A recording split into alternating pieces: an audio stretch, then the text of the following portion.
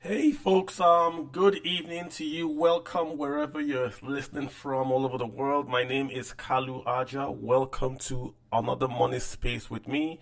Here we're talking money, the economy, and of course finance, personal finance. And this week we're talking around the monetary policy decision of the Central Bank of Nigeria. The NPC, that's what we're going to call it, met for the 297th time last week, and their decision was, should we say, surprising. They raised the monetary policy rate by 50 basis points from 26.75 to 27.25. So, in English, what they did was they simply raised the interest rates in Nigeria.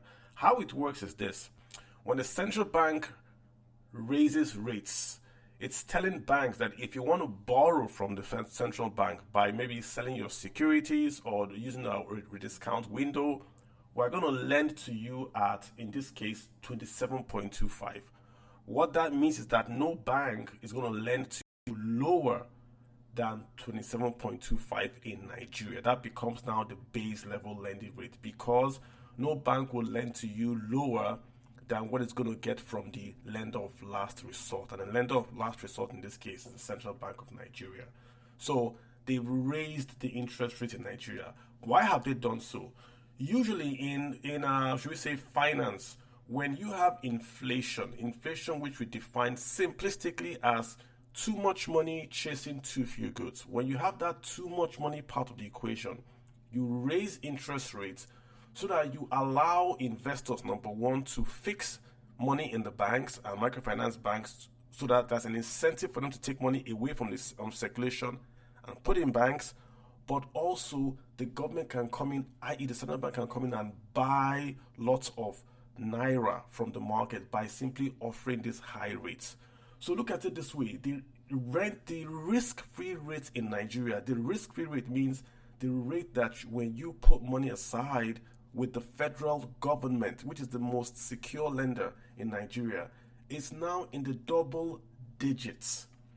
If you was going to start a business in Nigeria, it's better, in quote, if you simply took your money and you give it to the government. The government will give you nearly 25%, which is the rate they are going to pay you on the T-bill for 1 year, than if you started a business. You see the problem? The government is trying to solve inflation, will increase the rates to take away excess capital from the market. That excess capital is what's driving the monetary expansion and inflation, according to the Central Bank of Nigeria. So by taking away that excess capital, it reduces the volume of cash in circulation, which should affect inflation.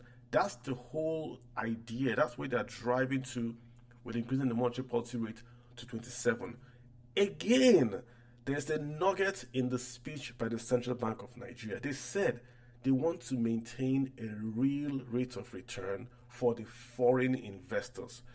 Inflation in Nigeria is about 33%. What this means is that if you want to invest in Nigeria to make a real rate of return, the central bank has got to raise its own rates to try to stay abreast with inflation in Nigeria. So that if you bring in $1 million into Nigeria, you can still buy paper, a Nigerian treasury bill at maybe 30% or 29% and still make at least some modicum of return vis-a-vis inflation. Hence, by giving real rates of return, i.e., moving the monetary policy rate upwards, they are able to offer investors a return that at least matches inflation. Remember, 27% is not going to match Nigeria's inflation of 33%, but at least it closes the gap. If you are making 27%, that's good, right? In an economy that is paying 33%, that's good. I.e., inflation 33%. It's still better than if you are buying, say, stocks, or if you are, say, doing a property that's going to pay you rental income of 10%, 6%. So this is the risk-free rate. The risk-free rate is very, very high, designed to attract foreign portfolio investment into Nigeria. That's why you see the monetary policy rate this high. But what's the other side? What's the bad side of this equation? When you make the MPR so high, you kill off local manufacturing, local business in Nigeria. Because Who is going to borrow at 27% to do business in Nigeria? What would you borrow at? Like, what are you going to invest this money you're going to borrow at 27% to do business in Nigeria at? Like, would you start a farm? What's the turnover of a farm? Do you have power supply? I mean, capital alone is charging you 27. That's going to be a lot, for any entrepreneur in Nigeria to overcome. So, economy doesn't give you solutions; it gives you alternatives. You can fight inflation by raising interest rates, and then you sacrifice growth.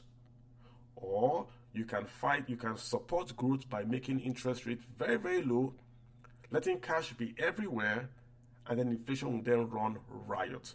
In this case, the Central Bank of Nigeria has chosen to fight inflation. Hence, they are raising the rates, even though we have seen 2 consecutive months of inflation coming down. The central bank is saying, yes, we see the inflation rates coming down, but the rate of increase in the other core inflation items apart from food is still going up. So it looks like what's happening, and I agree with CBN, is that food prices are coming down because of the harvest of food. So you have some food prices coming down, and because food is about 51% of the inflation number, the CPI, it looks as if inflation is coming down in Nigeria. But when you look at energy, it's still going up in Nigeria. So CBN is saying they want to be lulled into reducing MPR rates when we still see energy prices going up. Hence, we are going to retain MPC, not just retain the MPR at a higher rate, but we're going to even increase it to 27.25. So, in effect, they're not satisfied with the numbers they are seeing from inflation, number one. Number two, they want to give the real investors a real rate of return, number two. And number three, the CBN said something very, very subtly in their statement. They said, we noticed, and I'm paraphrasing, this is not exact what it is, we noticed that when there's FAC in the system, exchange rates move. In effect, they are saying that the folks that are getting FAC, the governors, the local government administrators, are taking that Naira disbursement and are buying dollars. And that's why you see the dollar rate going up to 1700, 1690 once FAC is released. Which means that the demand for dollars in Nigeria is really, really artificial. There's an artificial element on that demand for dollar. The dollar rate should not be what it is today. The 1718 we're seeing is not the real rate. There's a lot of buying of dollars with quote unquote cheap funds. These are funds that are gotten from the government side, So you get free money from FAC. You don't care what the exchange rate is. An importer that has to balance his balance sheet, his profit and loss, is not going to buy dollars at any rate. But the government guy that is just getting Naira from the FAC purse doesn't care about the exchange rate he buys dollar in. So that's why you see the dollar going up and up and up, even though Nigeria is posting a net export position number. So Nigeria is exporting more than we are importing. Yet the currency keeps on falling. It can only be that the demand for dollar keeps on going high, even though Nigeria is exporting, which doesn't make any sense. So that's the lay of the ground. There's a lot to talk more about. I'll get back into it. I've got Olumide here. Olumide, did you hear the MPC committee meeting? What fell out to you last week? The guy said a lot. We've not even talked about his own comments about saying that the CBN can't do everything. He's sort of sounding exasperated that CBN can't do everything. We need the fiscal guys, the executive guys to come in and help us out here. What's your take, Olumide? Good evening, Carlo. Very nice disposition. You've already summarized most of the things I wanted to say, so there's no need beating around the bush. Well, it confirmed most of our bias, and I remember early this year when you reached out and you were asking that what are the major causes of the Naira volatility, and I remember you hampered more on TP oil production and the fact that crude oil was more of the derivative to the Naira. And I totally agreed, but I told you that there was an elephant in the room. And I shared a report because I did a study between September to this early this year, and I found out that anytime the FAC had their funds, anytime FAC allocation was being shared to the federation, I saw that the naira depreciated. And you know what me, Carlo, was that this wasn't a rocket science study. You just needed to look at the market reaction anytime the fact was being shared. The naira loses between 20 to 15 naira. And what pained me most was that at the time I noticed the intensity, the naira was trading around 1,000.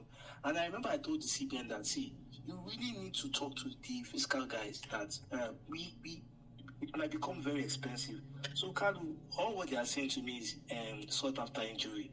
I'm highly disappointed because, Cardoso is a kind of person that knows how to watch his temperament, but he should have said these things earlier. It's really very sad because, Kalu, right now, if you look at what is happening in the FX market, the Naira has lost the 1,600 support level at the black market. And what technically means is that it's going to take more than 50 basis points, and because we are moving to the festive period, December, when a lot of traveling, expenses, reallocation, and with the fact that the trust in the Naira is falling, it seems that a 2,000 is likely. So it's gone beyond what a statement. This is something that has been said on this space, Carlo. You've done this space on Naira reaction. Everything that was on that statement, if they played your recordings, they will get 80% of it. So the fact that the CBN has thousands of people in their research team and they could just figure out is a disappointment. However, I think the advantage is still in Nigeria's favor. But the problem, Carlo, is that the fiscal indiscipline is the issue here.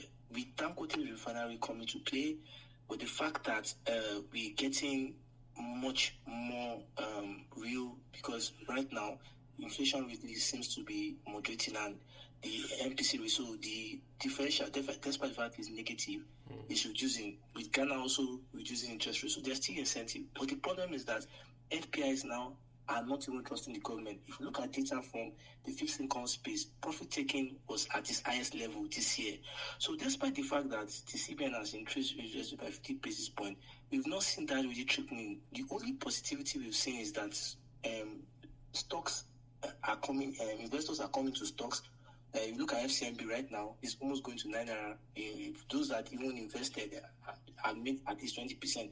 FCM Fidelity is about 50% up. First Bank is almost about 60%, and it's not even done its right issue. So it's a positive side in the stock market. The fixed income side is looking parabolic. The fiscal side is a mess up. I don't understand what the president is doing with his team. He has shown that the Naira cannot really be trusted with this administration. It's very sad. I totally had trust that Wale Edo and his team will really do things for Kalu. It seems that it's really a dire situation. Yeah, I mean, you bring up a lot of points there. Energy, you brought in the FPI inflow. We see forex reserves going up, and that seems to be the inflow, right? Is that FPI inflow, or where's that coming from? The foreign reserves going up. The foreign reserves, basically, it's just, we got in loans, we got in credit. So for me, it's not, if saying it is the FPI, it will sound very primitive. Although remittance has improved, to be honest with you, at some point they said the monthly remittance hit 2.5 billion a month.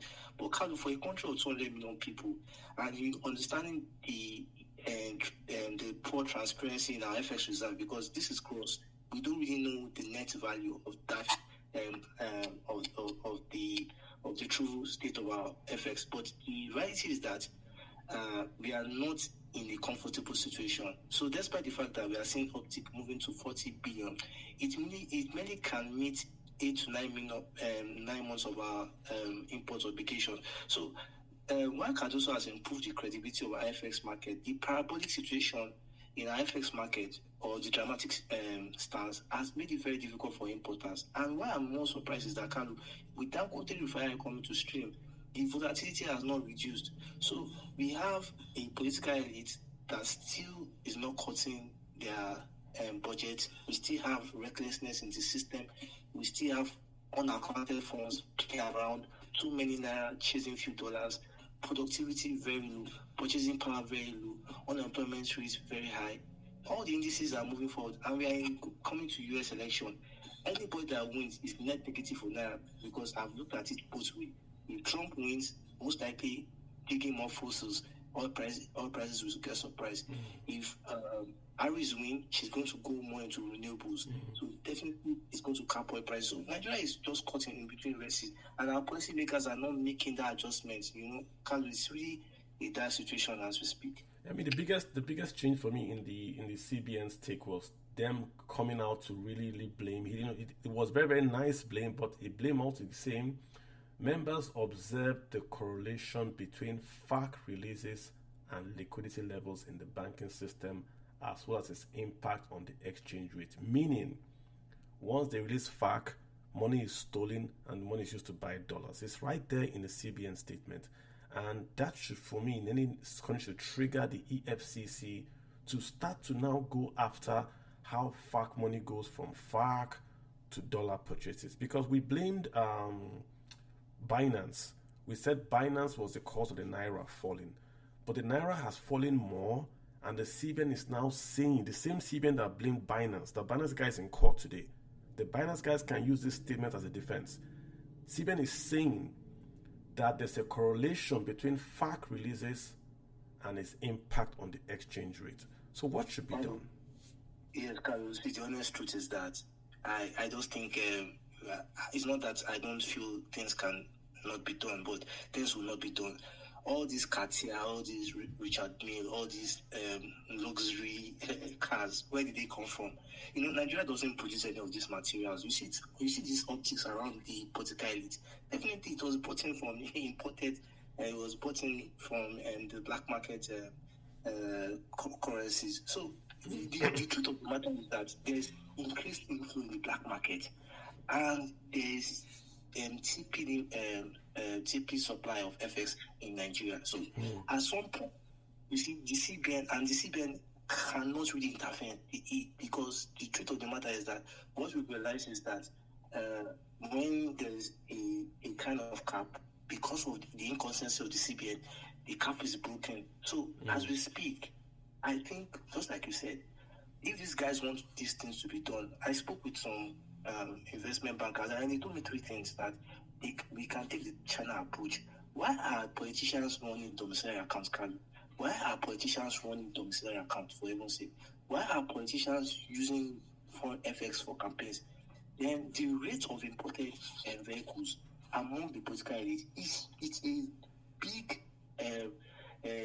dent on our FX, because if you look at a country like Nigeria, that the revenue cannot really make in between $15 billion and total federal government revenue. Yeah.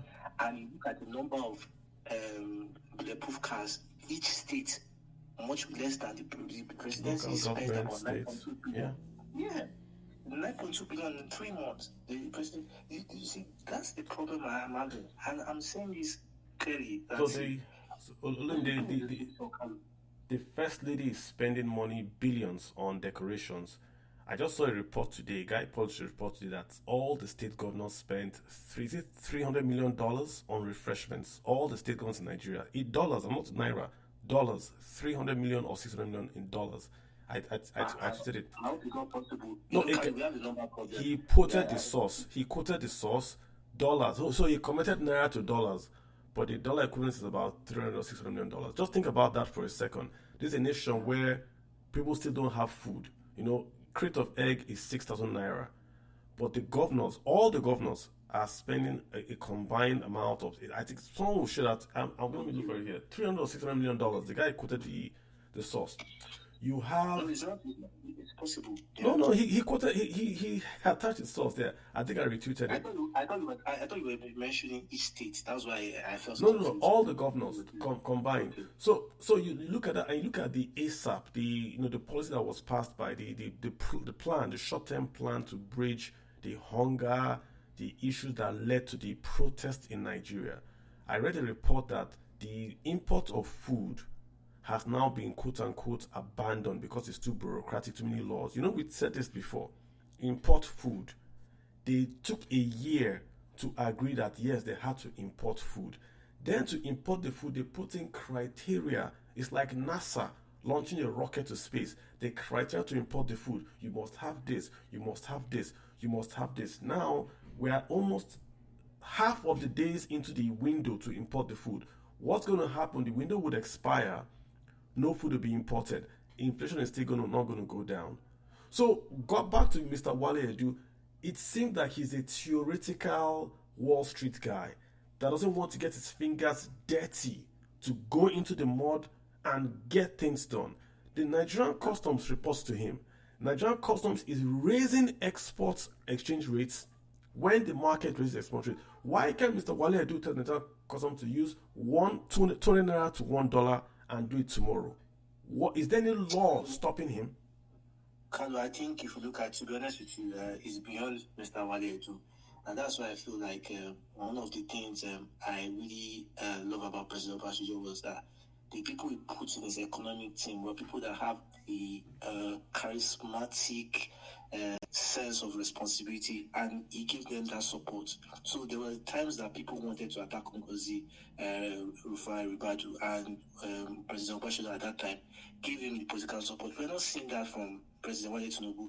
The support is given to his core team. It's not showing. I understand all the things you're saying, but if you look at it, there's a gap. For example, you see sometimes you wonder why is the IFRS man making some statement, and people will say it's part of the committee. Oh, it's just like, for example, the budget. You have a woman affairs minister discussing the theme of a federal government budget. So I think there are a lot of gaps that, and maybe it's still because it's 1 year. Then also, Wale Edu came from, he's an investment banker. He's someone that, from what I've seen, his personality is a process man. But he hasn't been able to stamp his feet, just like you rightly said. And it's a problem because the sector he covers is very sensitive. But one good thing I've seen about Wale Edu is because if you look at the implementation, there's one thing allocating funds and there's one thing implementing. If you look at the way he has implemented or funds he has approved, I think he has been very tight because a lot of people in government are complaining about his style of approval, which I think is some sense of accountability. The key issue I have, just like you said, the fact that a Nigerian Customs Service vetoed the president's executive order on zero food tariff is a slap on the Nigerian state, a slap on the president, a slap. Exactly, Lumide, exactly. And I want people to understand what we're saying, Lumide. When you import, if you import a bag of rice into Nigeria, you are bringing it into Nigeria, is a dollar price, right? You are bringing it to Nigeria. The customs will charge you a fee to bring the goods into Nigeria. What happens is this, because the Naira exchange rate has gone up and all that, the customs can apply a rate of, say, 1,400 or 1,500 or whatever. That price you pay to the customs is a cost to you. Hence, when you bring the rice into Nigeria, it either goes up based on the customs price you pay or is reduced based on the customs price you pay.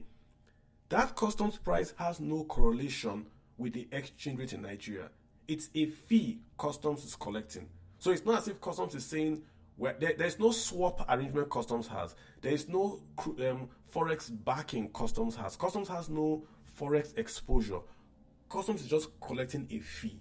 Hence, if the customs says we're going to use $1 for 1 naira of import, what will happen is that the price of imported food in Nigeria will fall. So the price of rice, the price of chicken, the price of corned beef, the price of corn for maize, for chickens, poultry will fall. And that becomes a fall in inflation. That leads to also a fall in interest rates. You can do it tomorrow. Tomorrow, I know. What you would lose is that you will lose customs revenues. But the customs revenues you will lose is what we are spending today on quote-unquote palliative. Why not take the palliative and give to customs and say, okay, customs, we're going to erase 10 billion from your revenues. Don't give us the revenues. Rather, use 1 naira to $1 and allow food imports to come in. Then everyone in Nigeria gets cheap food. So this trying times, we have cheap food. Yeah, but you know why it's not going to happen? You're talking about illegal routes. I'll tell you one funny angle you forgot. Now, look at the rice imports in our neighboring countries. Benin imports more rice from India than China. You know the population of Benin. Cote d'Ivoire is a heavy importer of rice. Definitely, there is a rice cabal that benefits from this intricacy. So, you see, the problem, just like you rightly said, is that we don't have the political will. And the Nigerian Customs Service should not be a revenue-generating service. It should be a trade facilitator. Until we understand this as a country, Kalu, we are going to keep playing the sound of music of inflation. Okay. And it's going to get worse because, just like you rightly said, if you look at I was reading the outlook for next year and coming, there's likely going to be something worse than the pandemic. And we don't have savings. We don't have food security. We are still playing hanky-panky when stability is relative around the world. We have not sorted this food problem. It's a very bad situation. Remember, Olumide, again, go back to this food thing. While we're talking about food, I'm going to bring Zero Crude Money. And if you want to speak, guys, request to speak or DM. I'm going to bring Zero in very soon. Olumide, food is 51% of the consumer price index in Nigeria, which means that when food prices go up, inflation goes up. Food is 57% of what the average household spends in Nigeria. If you want to know a poor country, look at the proportion of the family's budget that goes towards food. A poor country, more of their budget goes towards food than a rich. How you know a rich and a poor country? If you look at the American family's budget, lower amounts go towards food. Look at the budget of a Nigerian, higher amounts go towards food. That's how you know a poor nation and a rich nation. Very, very simple rule. So when you attack food in Nigeria, you are giving everybody a salary increase, because when food prices go down, everyone's income goes up, number one. Number two, you are bringing down inflation. So the price of beans in Maiduguri affects the price you pay for your credit card in Lagos. We have to link these two things. If MPR goes up, your credit cards goes up. But MPR is not driven only by credit card in Lagos. It's driven by the cost of beans in Borno, in Kebbi. So food is what is driving how much you pay for your mortgage in Lagos, in Port Harcourt, and Abuja. We must link it, and a way to drive down the price of food is to allow food imports. They haven't done that. They've seen the problem, they've recognized the problem, they've drawn up a policy, but they've been slow to implement the policy. Even the food import policy they've implemented is too cumbersome, too dated, and the customs is standing in the way of it. And Mr. Wale Edu should have gone there and kicked ASS and get this stuff moving, so that his principal can enjoy lower interest rates. Zero Equilibrium, what's on your mind? Talk to me, please. Yeah, good evening, Kali. Hope you can hear me. I can hear you. Yes, I can. Go ahead. Okay. So yeah, the topic is actually interesting, because it's almost like a double-edged sword. Like, the NPR and all. Like, okay, let's just say this. The interest rate hike I feel is too tight. If it were my opinion, I would have held rates where they were, but it may be necessary because of inflation is still yet to be tamed. We're in a disinflationary environment, but we're still just 2 months in, and exchange rate plays a big role in prices. And by raising rates, there's almost at a time when the Fed was cutting rates, and we are expecting that even the ECB will cut rates in October. That kind of raises the yield differential. Because like you said earlier, our reserves right now is being supported mostly by. Yeah, your Zero, your audio is really is shaky. If you can fix that audio, Zero, come back to me if you can fix that audio. Let's go to something else that the CBN was talking about. Zero, fix that audio. You're a bit low and it's shaky. If you can fix that, just come back to me on that. Yeah, Olumide, the CBN guy was also, Mr. Cardoso was also talking about, like, to paraphrase him, I can't do it alone. What do you make? What's your sense of? Do you think that there's discussion going behind the scenes on how the fiscal, how the monetary guys can actually work together? The president wants a $1 trillion economy in 10 years. We've now done 1 year. He has done 1 year. So we've not gotten. Our GDP has reduced. So which means we now have to divide that 1 trillion by 9 years, no longer 10 years. So, what's your sense? Is there? Do you think they are rowing on the same boat, or what's going on? Fiscal monetary. Even if you rebase the economy and you look at the revenues and our consumption, a 1 trillion, it looks like a miracle or a fantasy, you know. I think Cardoso is frustrated. You know, like I mentioned, if you look at his temperament in the past years, he's someone that rarely talks like this. For him to look at that statement, he shows three things: sign of frustration, sign that they seem to have exhausted all their monetary tools, though he said that they will continually, that's just trying to play safe. Because if you look at how the Naira has moved, the Naira under Cardoso had approached the 1,000 Naira dollar mark. And despite the fact that he wanted to promote independency and efficiency in the market, which he did at some point, the carelessness of the fiscal side had compounded in this issue. The only problem I have with Cardoso is that he said this things late. Well, maybe he felt like at some point the political side would wake up. But we also at Cardoso, we've always been complaining. I've always said that the fiscal side has made Cardoso look like an apprentice. You know, we gave him good credit for his intervention, clearing the FX backlogs, and promoting legitimacy in our market. But the issue is that what has changed to the average Nigerian, things have gone worse. And you know, exchange rate is, many Nigerians take exchange rate personal. It's a verdict because we are import driven economy. We don't export. If we were exporting now, it would have been good news. You know, Carl, you've always said it many times that a weak Naira is good news for Nigerians. Nigerians don't understand these things because we don't really export. So for me, if I was Cardoso, I would definitely maybe have a one-on-one with the president. He has to reduce his team, Carlo. The economic team of this president has shown little or no direction. Apart from the interior minister, apart from maybe foreign affairs, because of the kind of things he has done, I cannot really pick the people that. There are rumors of a cabinet reshuffle, and according to the rumor that I read in the Guardian, the interior minister is leaving. The guy for taxes, the tax guy, is coming as the Minister of State for Finance. So Mr. I think that's a good move. Yeah, Mr. Wale Edu. No, I'm just telling you what they reported. So the tax guy is going to come as a junior minister to Mr. Wale Edu. The interior guy is going. The Minister of Trade and Commerce is going. Who else I heard is going? So many other guys are going, but that's what I read in the Guardian, and it's there for everyone to read. So, I know, honestly, what do you think we need? You know, you mentioned it. A development economist. He needs someone that can come and understand the Nigerian situation, that understand the linkages in Nigeria, how food is linked to trade, and how trade is linked to to finance, and how to create jobs. He doesn't need. Nigeria has enough of the quote unquote World Bank people. We've gotten that thing sorted. Exactly. We need to drill down. We also need charismatic. You see, I don't have any problem with the FRSC. He's a brilliant man. I've listened to this.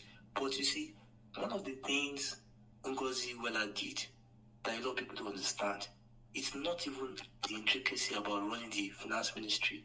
Our charismatic nature and the linkage between the Nigerian capital market and the foreign capital market has been severely damaged. Now, Carlo, let's be honest with ourselves. Are you telling me the FRS chairman can bring that back? You see, what the president needs is someone that will give him that foreign market credibility. Jonathan figured it out. He brought in Adanga from Goldman Sachs. If you remember, Adanga was an investment banker. That's true. Now, what he did was he complimented because, you see, when we want to, you see, the thing is that Nigerians have the tools to make things work. But you see, the problem I have with politicians is that we always look at political alignment, political things. But if you really want to solve the economy, we have a foreign credibility issue. Look at how countries are raising money with ease. Look at the perception of our market. You know, so don't forget, Carlo, the stock market is doing very well, but we have two downgrades. Olumide, We have two downgrades. who do you, is there any Nigerian you think today globally Mr. Tinubu can bring in and the dollar will just fall by $500? I have one guy in mind. Do you have anyone? That I have, but I don't want to look like I'm. They look, Kalu, even within APC. You see the problem in APC political party, there's nobody. No, what I mean is that the people that they are not really politicians, but they have alignment with the present administration. They have some form of, because I think what the president needs is a strong technocrat that would be independent enough to carry the money. Because what we need now, Kalu, we need FX, we need credibility, and we need discipline. So you need to bring someone that has 3 of those things. Okay. Or 2 of those things. They should go. Why can't they beg this man to come, Mr. What's his name? The gentleman that had run Gatwick. His name just escaped my mind. That guy would be a good fit, don't you think so? Ogunlesi. He won't come. I don't see. He won't come. I don't see BlackRock. I don't see Larry Fink leaving him.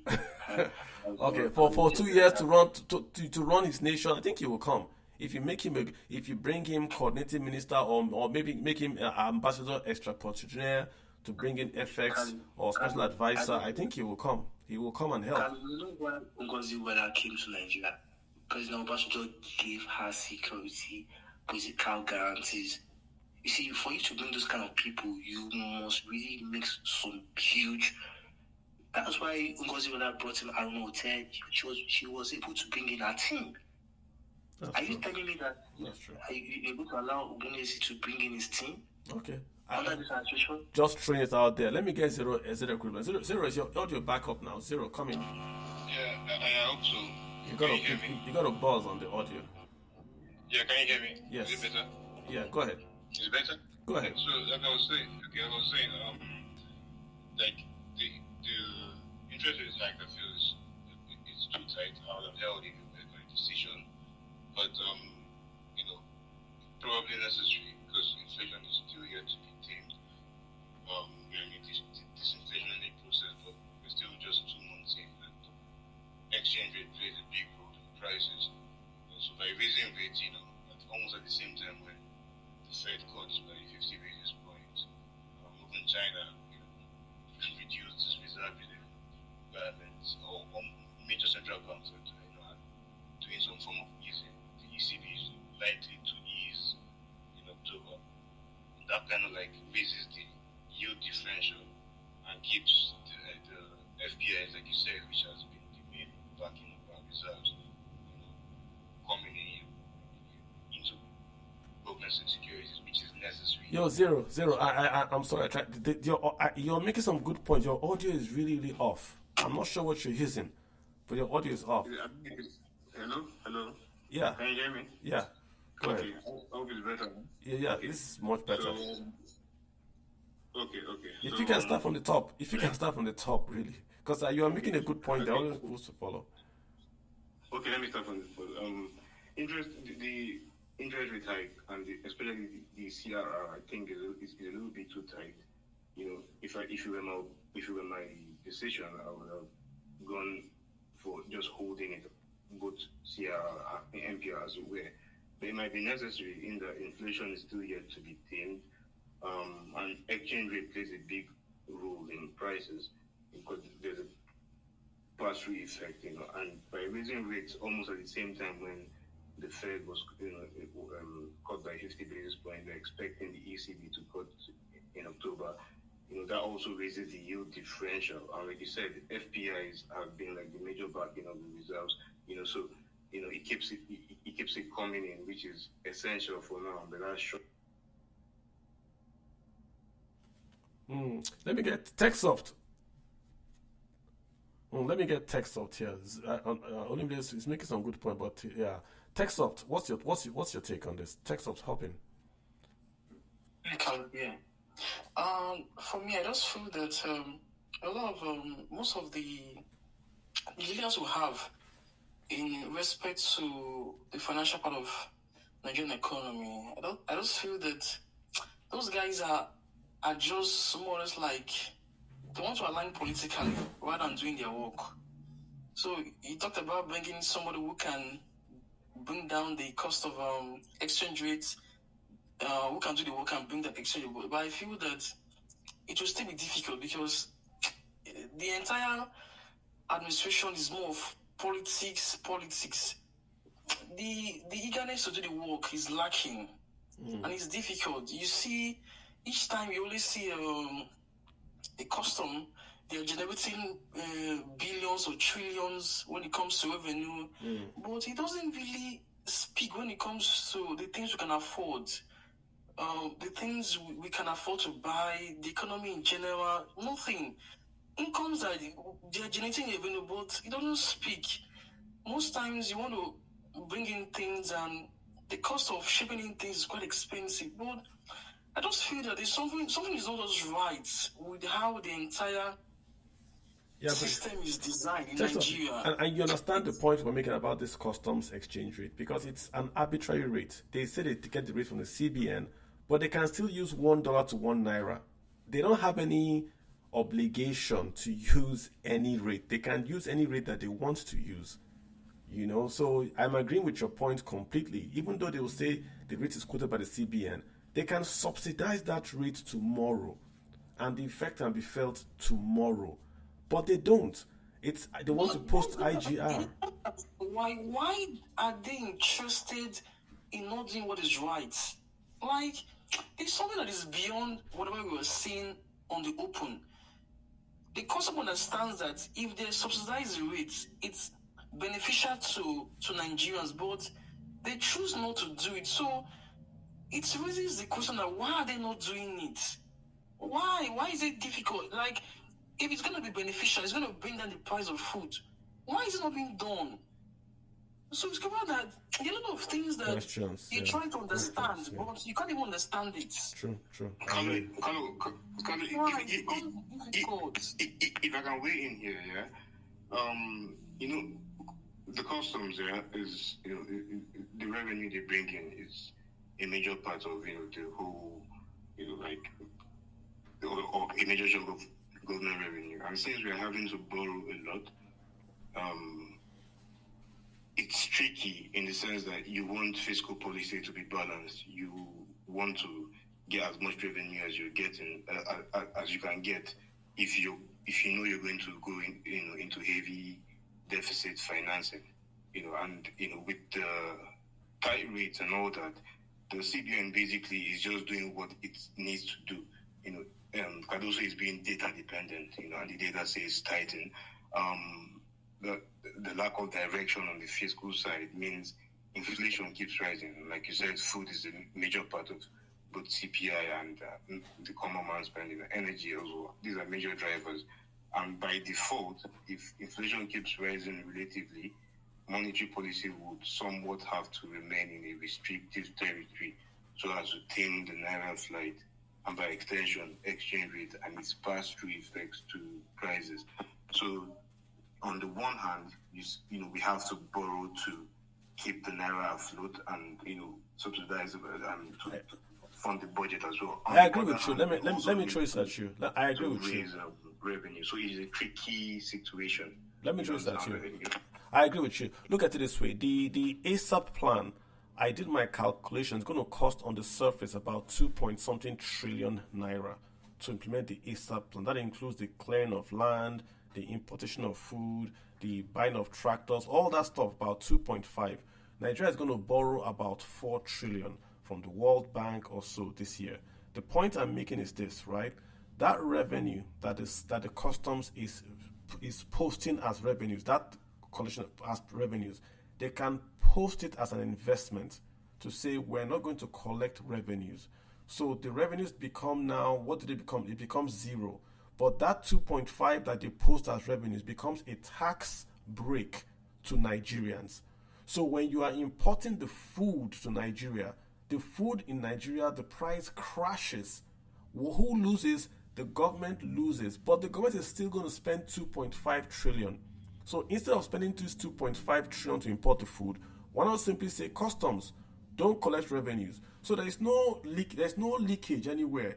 You can bring your rice to the port in Lagos, clear it, move it into land in Nigeria, sell your rice. The price of rice in Nigeria will crash. What will happen? Everybody in Nigeria, from Sokoto to Jos to Ebonyi, will have cheap food at the cost of the loss of revenues to customs, which you're actually losing money because you are spending 2.5 trillion on ASAP plan to import food. So it's Carlo. Yeah, go ahead. Yeah, Carlo, for me, I just feel that based on, after looking at the entire Nigerian problem, I just feel that the way that they want to really drive inflation or reduce inflation is that I think they want to go through, what they normally do in the Nigerian system, whereby the government distributes cheaper bag of rice to the various states. Then those key political personnel within the political party are now the one distributing those rice. So their subsidy is more of distributing. We're going to buy it, we're going to give you at the cheaper rate, but it's going to be distributed by... It's counterproductive. It doesn't matter. The distribution is the last phase. They are buying the rice locally. So they are making the price of rice to go up. They are taking 5 billion naira to go to a market in Kebbi to buy local rice. Local rice cannot meet local supply. Thus, the price of Kebbi rice goes up. So when you distribute that Kebbi rice, you are adding to inflation. Buying local food is going to cost local inflation because Nigeria's problem is food availability. It's not enough. We don't make enough rice for the meals in Nigeria. Nigeria has the largest mills in Nigeria. I think number 1, 2, and 3 in Africa are in Nigeria. The one in Lagos is the largest in the whole of Africa. The one in Nasarawa, in Kogi, at Kogi and Nasarawa, number 2, number 3. There's one also in Sokoto. So we have even the 4 largest mills, maybe in Africa or Sub-Saharan Africa. But we don't have rice paddy. Dry season rice farming was started by Additional after the floods that we had. The same floods that we're having now, Additional took those floods and did dry season farming. Remove those rice paddy, we do dry season. We only do rice farming in one season during the year. So we don't have rice paddy. So the issue is not to buy food and distribute. It's to bring in the food because you don't have enough. You can't close the borders to what you're not making. It's like someone telling you, let's close the border so we'll produce our own PMS. Why don't they do that? Why don't we close the border and say NNPC must give us PMS? Why do we import PMS? Because the rich guys don't need food from Nigeria. They import their own food. But you, the poor guy, in quotes, you have to eat local food. But PMS, the rich guys need PMS, so they import it. Once it touches the rich, they answer. Once the airlines are going to be banned, CBN releases money. But no one in Nigeria has ever subsidized food in Nigeria. And food is 51% of CPI and 57% of the budget. It's never been subsidized. Babatunde, what's on your mind, Babatunde? Babatunde Tosin, how are you? Go ahead. I'm fine. Good evening, everyone. Yeah, go ahead, sir. Hello. Can you hear me? Okay.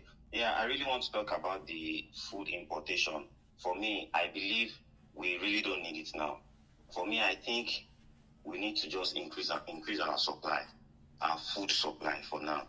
Rice, beans, and everything. Even in Nigeria now, I can tell you for a fact, anyone in Nigeria now can attest to it that rice is not the most expensive food we have in Nigeria now.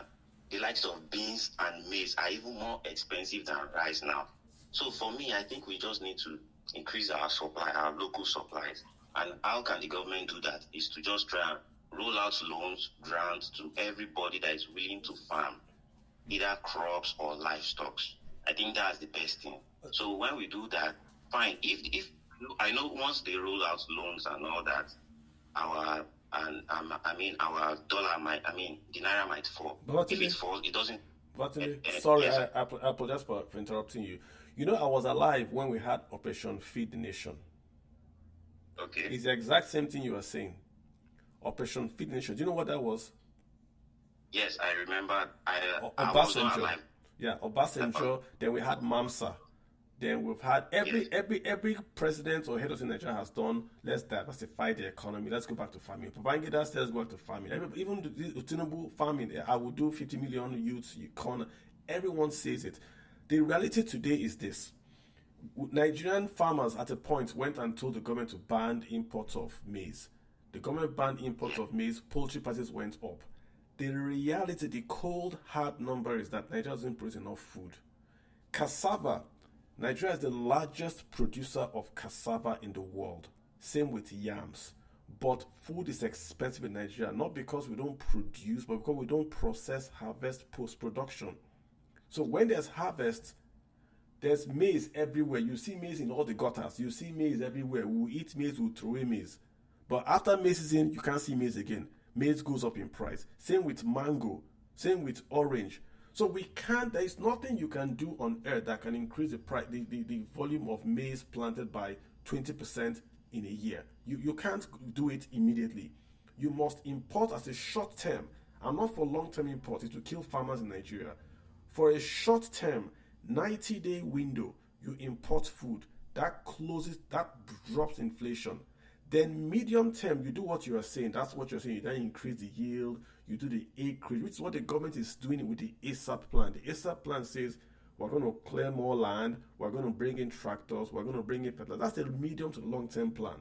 You can't plant maize today and get maize tomorrow. It's not possible. For the 90 days when that maize is in the ground, import the food. When the maize is out, you then process it, and then you keep on doing it year in, year out to get the volume up.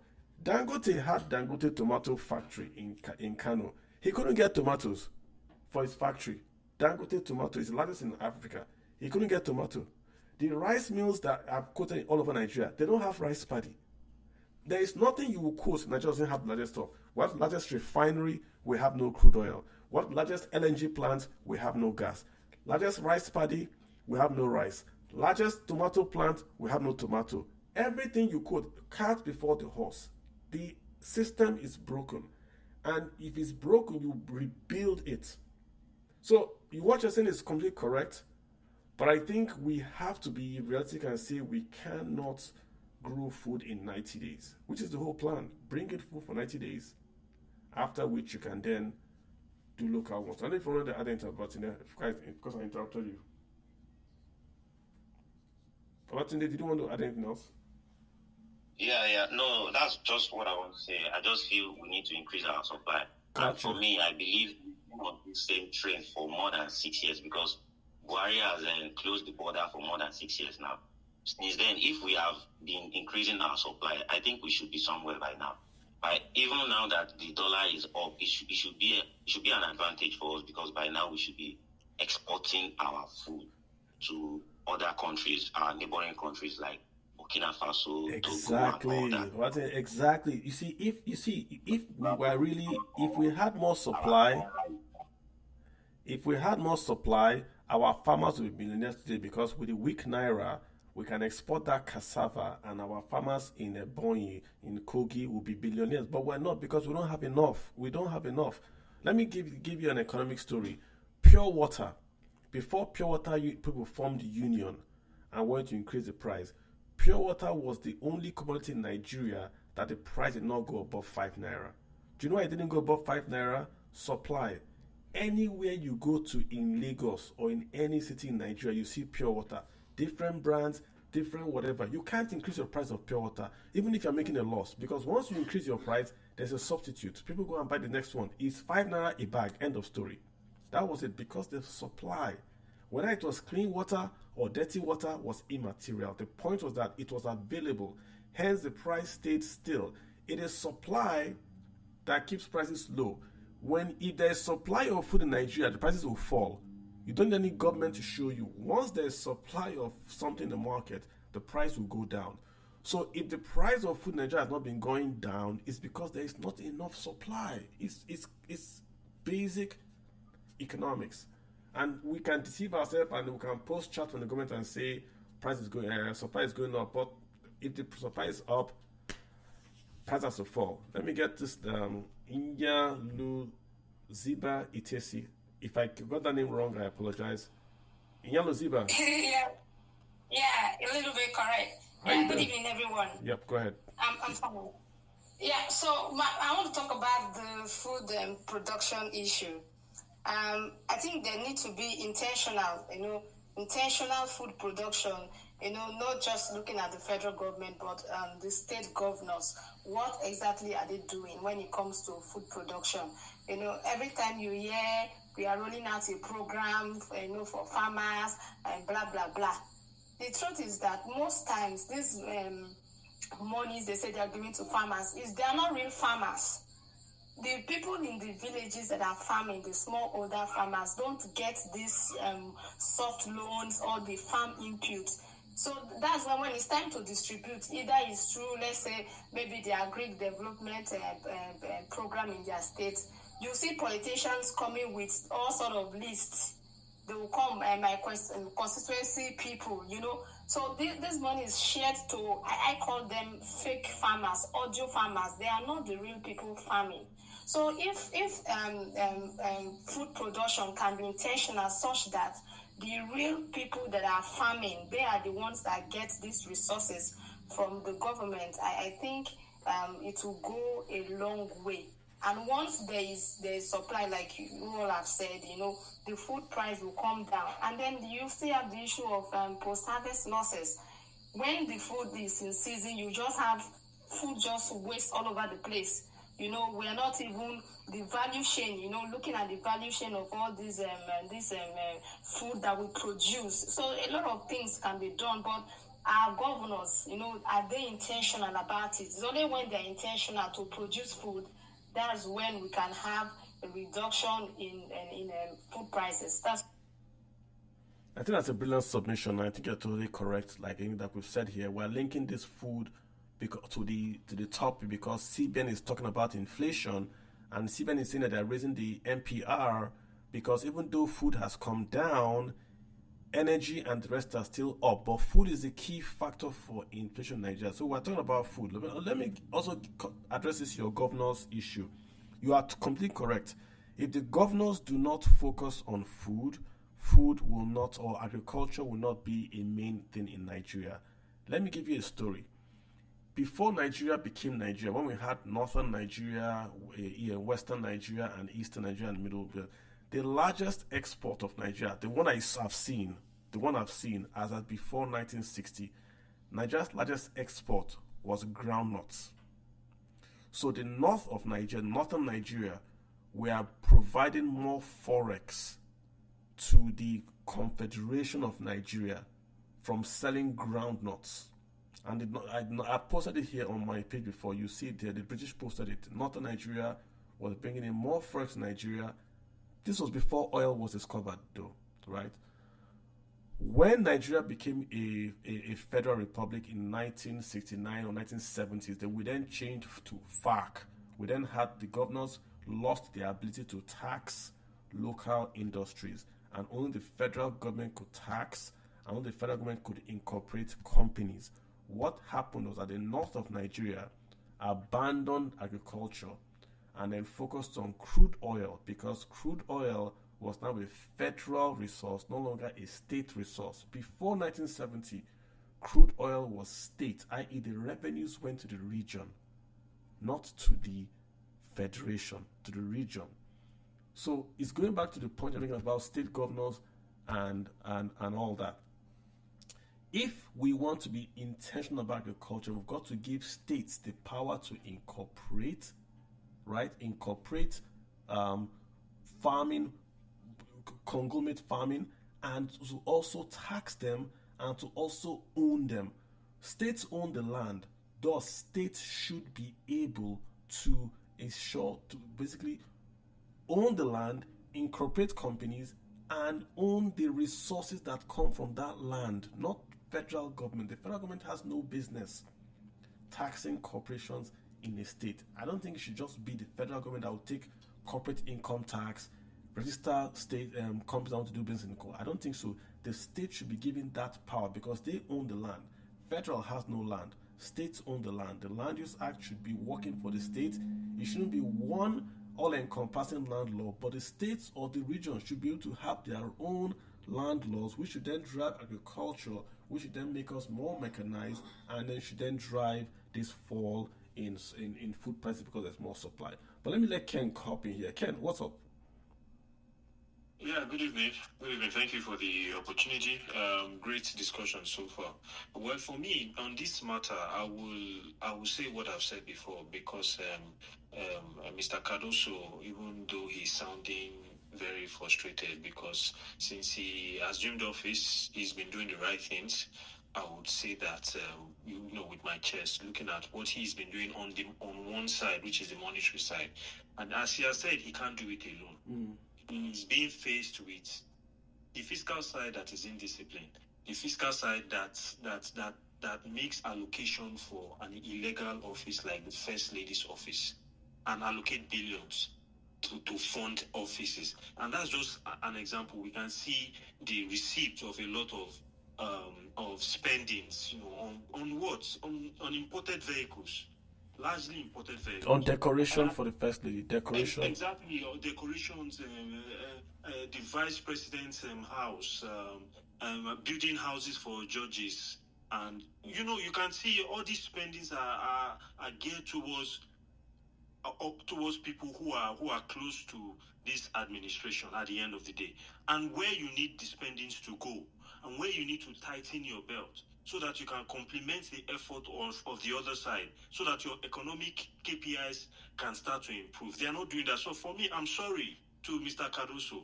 He is not going to see the results he wants to see, because Nigeria's economy keeps defying economics. Because when you do what you are supposed to do, in the world of economics, you expect to see a particular result. But in Nigeria, the reverse happens.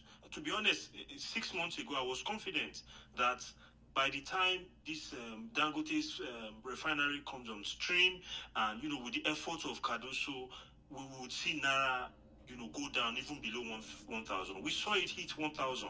But right now, it has hit 1,007, defying everything. And now we are beginning to see that the whenever FARC is released, the price of the exchange rate goes crazy. So at this point, it's true Cardoso cannot do it on his own.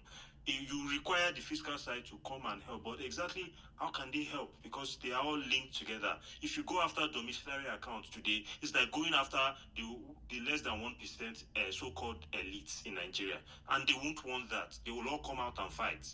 It's like a house set up against itself. What will happen? The house will crumble. So for me, I'm not optimistic about any results right now until the fiscal side takes it serious and start doing what they need to do on their side to complement the effort of Mr. Cardoso. And what I would do if I were Mr. Cardoso, if in the next 1 year the fiscal side is not doing what they are supposed to do, I will tender my resignation, because there's absolutely nothing that man can do to change the tides with regards to where the Naira is heading to right now.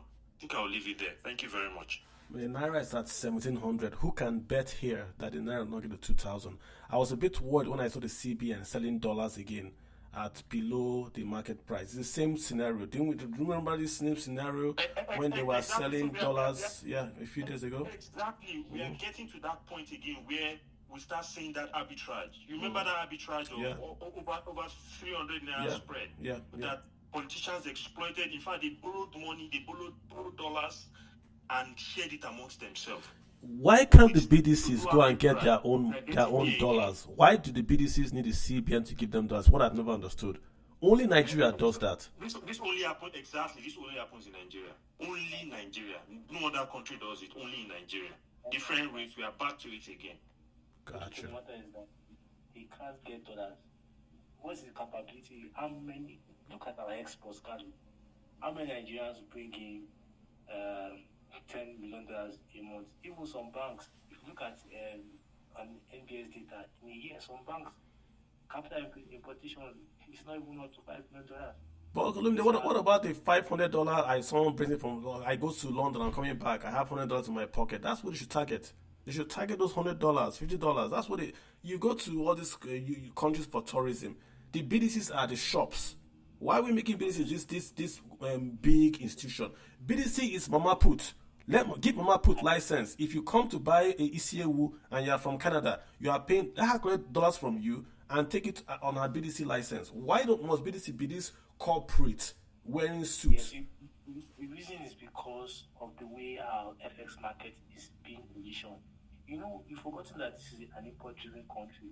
The countries where BTCs look like Mama Put is because the efficiency of their market has made in such a way that they can ignore pools from even macro players. Their inputs will only provide liquidity rather than distort the market. The issue here is that the BTCs here are kind of systemic, were systemic until crypto exchanges remittance took shape. Now, it has gone beyond these agencies, just like what the CBN has said, back allocation. The question is, when your border is porous, there's no country in the world, even in the United States, they have a technical way at which they make their market controlled. Moving funds from one market to the other is not instant. It goes through channels. And, in Nigeria, we don't have that.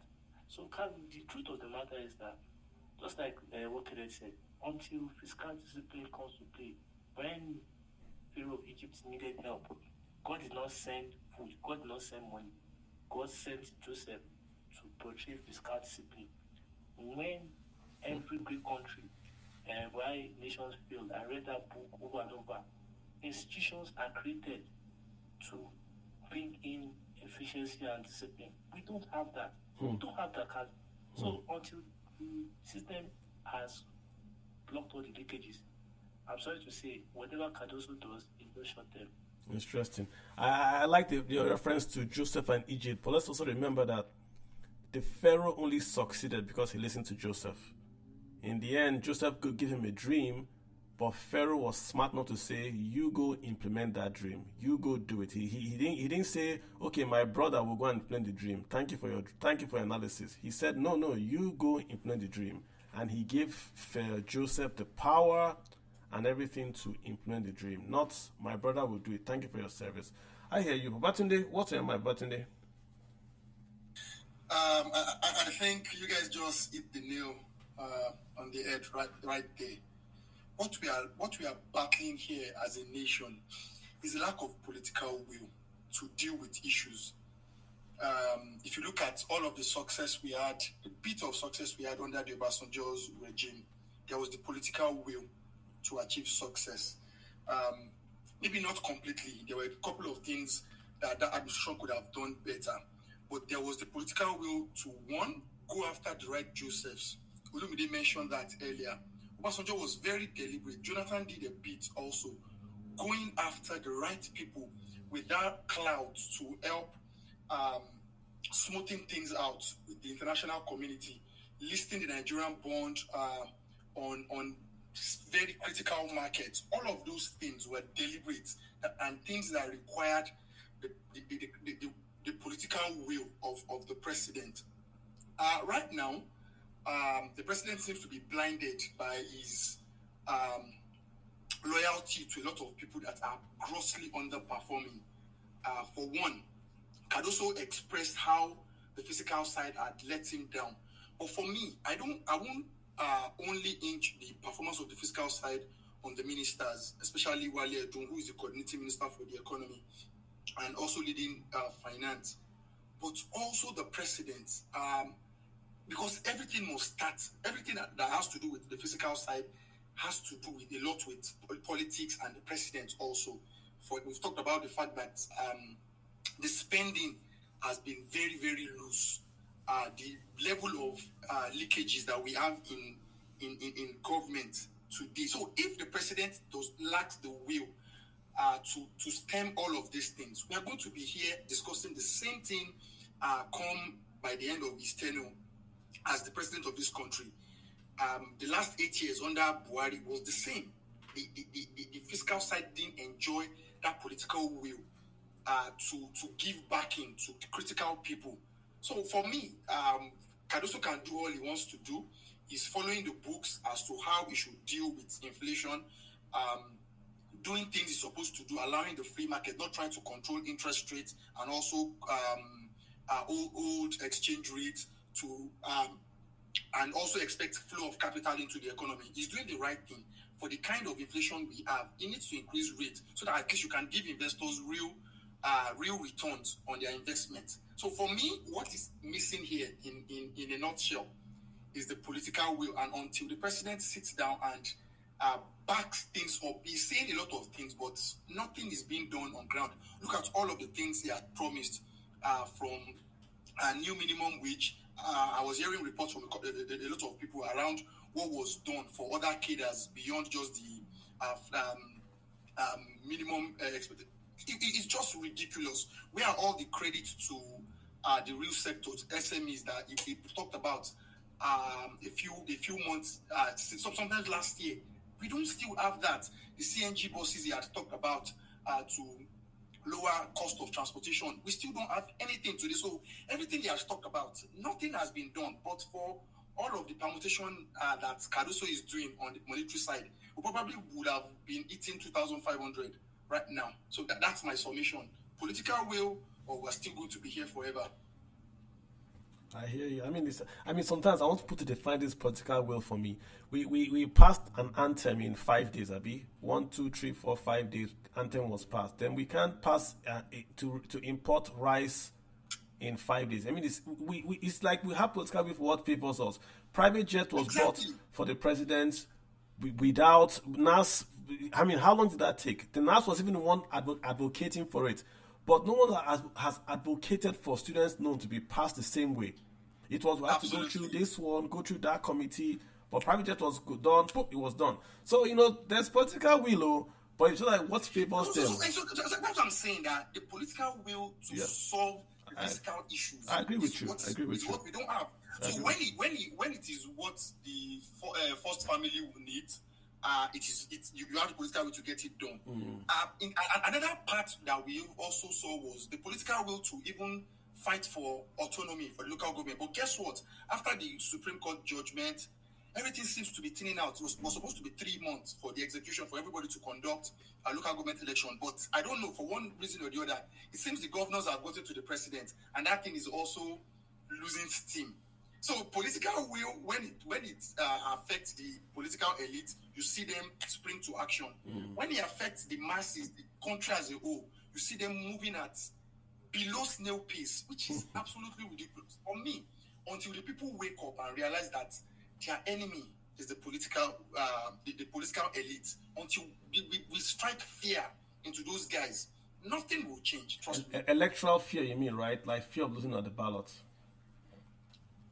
Obviously, I'm not sure we can even do that now, considering what has happened in Edo, what happened at the last polls also, because I personally don't believe some of the results we saw there reflect the will of the people. So right now, and you can see how the judiciary seems to be at the forefront of the current administration's plan, trying to do everything to settle them. Let me ask you a question. Let me ask you a question. Do you think Nigerians know that there is corruption and they want to get their share, or they don't really understand that who they vote in makes them poor? Do you think that they don't know, or they know but just want to get their share?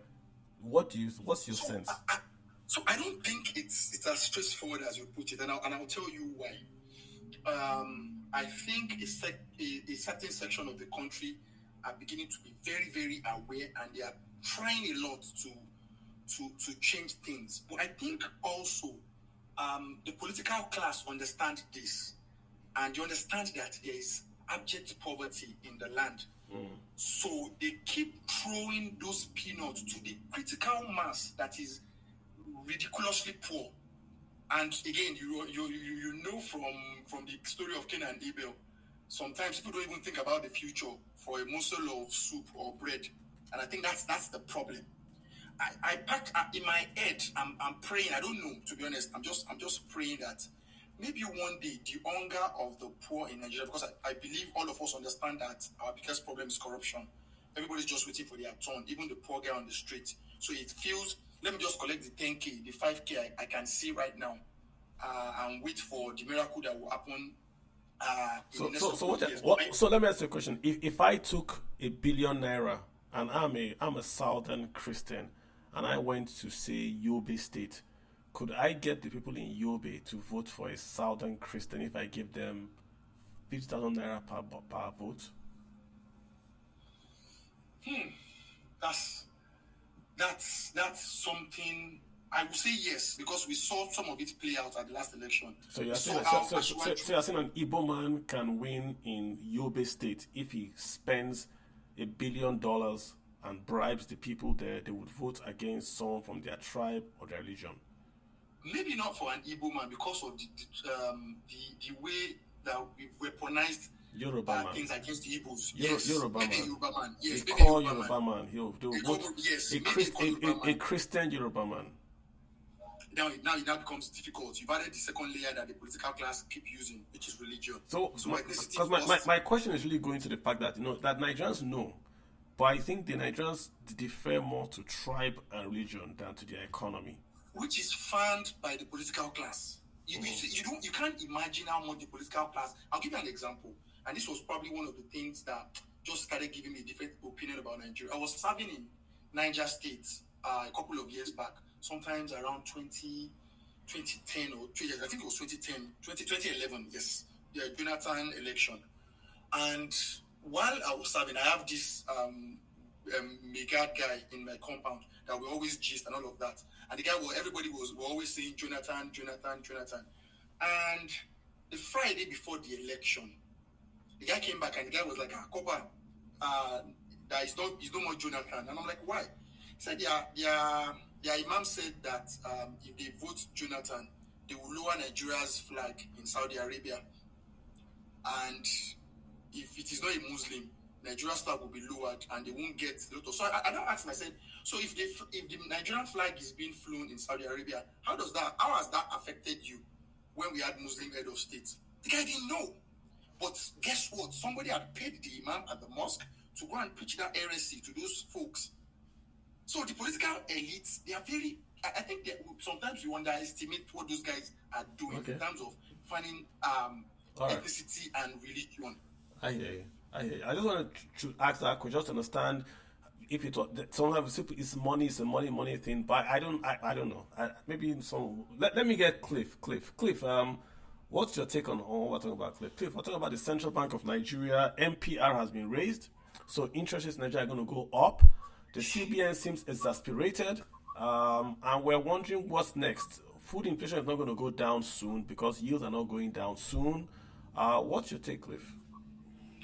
All right, Carlo, thank you for having me, and it's been a wonderful conversation here. So, from my own perspective, I have some questions. I hear most times where, when we talk about inflation, the focus seems to be always on the demand pool, like, referring to FAC and all that. But I want us to also think about the cost push inflation itself. And I'm thinking about this when I make reference to the escalating geopolitical crisis that's happening now. And there are certain questions that came to my head. First of all, we're talking about, money chasing few goods. And for some period now, over the past 1 year, we've seen a lot of companies that have left the country.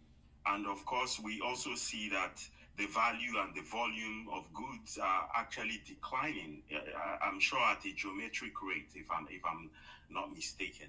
And then we also see that even the purchasing power of the average citizen in Nigeria has actually declined significantly. So, when we talk about this core inflation too, I tend to imagine that what percentage of that 51% that you said, you mentioned, is actually produced in Nigeria, because there is a lot of wastage when it comes to food that is produced in Nigeria, because we don't have a way to store and even convey them to the point of consumption. So what percentage do we actually produce in Nigeria, and what percentage do we import into Nigeria to serve as a complement to what is locally produced? That's a great question, Cliff. That's a great question. Yeah. And then for FAC, that is the bone of contention here. So I'm asking, when these governors receive FAC, I know the first thing, maybe allegedly, that they do is to convert these monies into FX. Now, what is that FX used for? Is it also for importation? How does it contribute? Is to store stolen cash in water tankers. You can keep it. That's why that's the problem, Cliff. Because if you, again, when you print dollars, people say when you print money, it causes inflation. It's not always true. In America, when Obama became the president, they had quantitative easing. They had QE1, QE2, even QE3, I think. They printed trillions of dollars. Look at inflation in America. There was no inflation. What happened? The money was soaked up. That's why you see all these IT firms that started Snapchat. All these IT firms got that cheap capital and took risks, and America created new companies with the money they printed. The printing of money causes the problem when it goes through the economy with velocity and there's nothing to do. So you go to Lagos, you buy a piece of land in Lekki for 100 billion. You simply sit on that land. In 6 months, you sell that same plot of land to 200 million naira to your friend. Your friend sells it back to you for 500 million naira. In a year's time, you sell it to another guy for 1 billion. From 100 million to 1 billion. You haven't done improvements, you haven't done sites and services, you haven't even surveyed the land. But the land has got from 100 million to 1 billion. That's the inflation we're having in Nigeria. If it was in a different country, you have to at least have put pipes, water bond on that land to make it go from 100 to 1 billion. Because there's so much cash in the economy. When there's FARC and a guy receives FARC money, that money is quote unquote free to him. He doesn't care how much the land is. So if he comes to the land, I'll tell him the land is 500 million. He will pay 500 million. Doesn't care. So when I have land in Lekki or land in Abuja or land in Abia State, I can sell it to the FARC friendly people because those guys have cost of capital as zero. If your cost of capital is zero, then you don't care how much you buy dollar or land at. Cliff, that's the thing. So, Carlo, my question is, are we only to be fixated on the demand pool aspect of the inflation that we're experiencing, or do we also consider what's playing out globally? How it's also going to impact Nigeria significantly going forward? I think Nigeria's inflation is actually cost push. It's not the demand side, it's the cost side, i.e. the supply constraint. That's where Nigeria's inflation comes from, not the demand.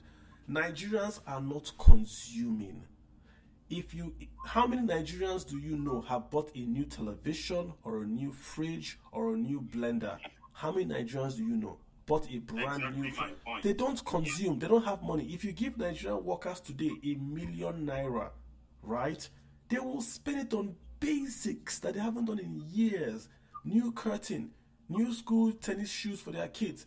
Things they have, the normal things that normal middle class families do that they haven't done. They will spend it like that. And there should be no inflation because you are soaking up the excess inventory that these multinationals are holding. If you go to Lagos, those factories and the warehouses, you've got excess unsold inventories because they take a 500 kg of cocoa and they put it into sachets to sell. Because nobody can buy a 50 kg of milk or cocoa or sugar. Going back to your question about imports of food, all the sugar we eat in Nigeria is imported. All. So look at where we use sugar, pastries, it's all imported. So we bag the sugar here locally. In my village, for instance, the staple food is gari. So they do cassava and then they make gari. So in my mind, I'm thinking where there's a foreign input. The cassava is in the ground, they don't use fertilizer. They don't use fertilizer, they can't afford it. They bring the cassava out, they don't use mechanics. They tie the cassava, they take out the wheat, the water, then they fry it with firewood, and then they sell it there. The problem is scaling. Once you want to scale agriculture, you must use an imported either fertilizer or diesel or transportation. That's where the inflation comes and hits food. Food in Nigeria is cheap. It's to scale. That's the problem. So, Carlo, what is the CBN basing its decision on? Is it on cost push or on demand pull? Both of them. Because they keep talking about the 107 trillion in circulation. So, what is their decision to hike MPR based on? They said that they saw food prices going down, but that the core energy price is still going up. So based on that, they are not confident enough to reduce MPR. They are saying, in effect, that food might be coming down because of the harvest and not because of productivity gains in that food sector. So it's not a question of we are more productive, then food prices went down. It's more of the harvest came, food has come down because energy is still up. That's what they're saying. Olumide, you were going to say something? Yeah. Yeah. There are two things that I want to highlight to them. So, the CBN is fighting both ends. But the reality is that what is really triggering the market is the fact that, you see, when you have one leakage, everything, the domino starts falling and becomes wider. So, look at this from this angle. Carlo has explained how money, despite the fact that money supply can be high and inflation can still be low, because it's backed by production, it's backed by commodity. That's the institution behind money. And what monetary inflation experts fail to realize is that when production is up, it neutralizes the effect of the money supply. Now, I'm not giving an excuse for ways and means, but you see, if you look at the behavioral pattern in Nigeria, now let's take it back. When FX was stable, when the exchange was stable, how do the politicians, it wasn't that they were not speculating in the dollar, but the incentive here was not so much because the dollar was stable, because it was subsidized. Now, what they were doing then was to put money in fixed income, delay workers' salary for 9 months, 10 months, they make money from the returns, or they go into fixed investment because they get their money back, or fixed deposits, CDs. Now, the Naira have lost their advantage it had. So now they see the fact that the currency, whether you like it or not, it will hit the 1.5 within 3-4 months. So the incentive to speculate, so it's more of a behavioral and cultural problem. Now, of course, the problem we're having is the leaks. Because, see, you're asking me what are they using the dollars to do? Have you seen the budget allocation of each Nigerian state? The average Nigerian state spends more money on government office than on health, education, agriculture combined. There are 2 states in the south that spend more money on entertainment than on education. So when you are now asking for what they're spending money on, you could just check the priorities of each state. The issue here is that the differential is that over there we had a president that, even though he overstepped his boundaries, could hit on the states to make up, to work. But right now, the president is very political. He respects, which is not a bad thing. No, let's call it a spade. The Tinubu's problem is this: he won with a very, very low margin, so he can't drive change without bribing people. When I mean bribe, political bribery. He can't do anything major, because if he wants to do anything major, look how he removed fuel subsidy. People shouted, he brought it back. He has a very, very low base to work with. That's Tinubu. Very true. Very true. But he could do something that he has been able to work on. And I say that he has gotten the government to his governors to his coffers. If you look at the election tribunal case and everything, I don't think any governor lost out.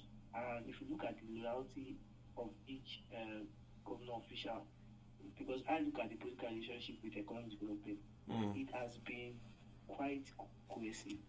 Many governors really see the government, despite the fact that they have different political views. They have the president, the independent there. So I feel that, despite the fact that it's not popular among the populace, if you look at the election in Edo State, for example, and that's why I tell you, Kadu, that the president can still make things happen if he really wants things to happen. I understand that there are different interests in the country, but he can begin with making the system efficient. Our problem is simple. Money is not trickling down at education. Look at what Dambilo did with 5 million. 7 million, yeah. 7 million. That's true. Yeah. So what was he doing with 4 million? That is less than $5,000. So are we still? You're right. I mean, you're right. I mean, I've shared the report I spoke about earlier. So, 30 governors spent 968 billion on refreshment. This is just refreshment to 30 governors, not the whole 30 governors, and all usual suspects are there from Abia to the others. 30 governors, 968 billion. So everybody's hand is inside there. Yeah, Carlos, so the question is that, see, I tell someone, you want the naira to be stable, punch the black market. Balance was just an excuse. The populists don't have that command of liquidity. See, ask every average banker, Cardoso has increased CRR to 50%. That's why Nigerian banks will never give industries loan. The loans you are seeing there is just cosmetic. They have come to investment banks. Look at all their profits. Most of it came from treasury management. Yep. So people think that banking now is even tough. Banking now is tough because CRR is at 50%. Do you know what that means? So it's not that. Okay, but let me ask you a question. Let me put on the spot. The NSA, the National Security Advisor, was reported to be the one that arrested the Binance guys for this Forex. Are we saying that the NSA cannot arrest the Forex dealers that are converting this cash to dollars for the governor? Because it's literally raw Naira cash. FARC is not given to you in cash. FARC is given to you in transfer. So look at how it has to happen. You have to go to a Nigerian bank. You have to withdraw billions from a Nigerian bank. They have to take those billions of cash. Either you can't transfer, because if you transfer, they will see it. They have to take cash out, then put the cash back in to break the chain, so it's not traceable. Then the Bureau de Change will then give them dollar cash. Is the NSA saying they cannot track this thing we are just describing here? No, Kalu, it's not that they cannot track it, but Kalu, how did the governor spend $1 billion dollar equivalent on his kids' school fees? How did it happen? It's the same way he did it. He took the money out as cash, bought dollar, and paid. You see, me and you cannot hurt the naira. Me and you don't have that liquidity yet to hurt the naira. It's not the populace. How much does the average Nigerian have? Forget social media paper billionaires. It's not those ones that hurt the naira market. They are pools. Yes, you can see it from there. It's not the people hurting the market. We know who is hurting the market. Liquidity does not lie. In fact, liquidity has shown when money enters, the black market loses. So what are we doing about it, Unimde? What are we doing about it? That's the point. The question we're asking. What are we doing about it? This is not it's not hidden. Any banker knows what we're saying. How money is moved by government folks to avoid. We know. The people that are behind it are gods in our country. All right. Yeah, I hear you. Let's get Hammer in here. Let's do Hammer King. We're gonna round up very soon, guys. We'll spend an hour, 30 minutes already. So we're winding down stage. Hammer, you've got the floor. Hammer, go ahead. Yeah, thank you, Carlo. Good day, everybody. I've been taking notes on some of the things a lot of people have been saying, and it's been very insightful. But I have a baseline for my conversation. It may be a little bit different, in terms of background. First, let's look at talked about inflation. Let's look at the exchange, Naira exchange since 1999. Because based on that, 1999, you see the record that at least at some point, Naira was exchanged at 21 Naira in 1999 to a dollar. If you cascade everything down to 2024, you will see how things have changed. I think what we should be looking at here is who was head of state at the time and what type of team did they bring, to be able to help them build this economy. Nobody has a magic wand to, build an economy. It's just basically bringing the right people into play to help rejuvenate the economy. Some people will argue that maybe in 1999, even in the Western world, things were not as, beautiful, maybe in terms of even IT, in terms of development, in terms of innovation. Things were not as beautiful as it is today. But, there's always a baseline, that has triggered many of all these differences. And I think that's where I'm going to be coming from. in all of these things that have been happening, it's very clear. You know, you were having, like I said, I had so many notes while people were talking. You talked about Operation Feed the Nation, Obasanjo, 1976, I think. What happened after Operation Feed the Nation? There are stories that says that even the place occupied by Obasanjo right now in Otta Farm was part of the places used for Operation Feed the Nation, converted to personal property. If you look at instances like that, somebody talked about political will, you know, action. We're talking about action plan. We're talking about political will. You know, we're talking about so many things that, you know, encompasses this way for people to be able to take action, to say, these are the things we want to do as a government. These are the decisions that has to be made, you know, without considering political affiliation or political party, you know. You also mentioned previously in one of the conversations that why should the federal government be, you know, interested in state land? You know, look at Buhari's period when he wanted to, you know, grab land in the southern region for his people. You know, so these are some of the things that affect decisions that are supposed to be targeted towards ensuring that people's lives are easy. You know, people can actually have food on their table. Your last speaker made very salient point that we do not have what it takes to wreck the economy to the point that it is. It means that the people in government are the ones, you know, causing all these harms. So what are the solutions? I think that first and foremost, which now comes back to my baseline, is that if there are people interested in making Nigeria really work, you know, it means that we have to go back to say, listen, there are things that the federal government cannot involve themselves in. For example, if you go to Abia State, let me use Abia State for example. Abia State should be able to control its, what you call the FRSC, Federal Road Safety Corps. You know, Abia State should be able to handle its own road safety corps, which means that if you buy a car and you ride your car in Abia State, you live in Abia State, you should be able, your regulations should be based on Abia. It doesn't mean that you cannot drive your car outside of Abia State. You know, I was talking to some few people, I think about 10 years ago, and I said, why is it difficult for us to actually have an agency just like NAFDAC, you know, in every state? For example, in Imo State where I'm from, you have 27 local governments.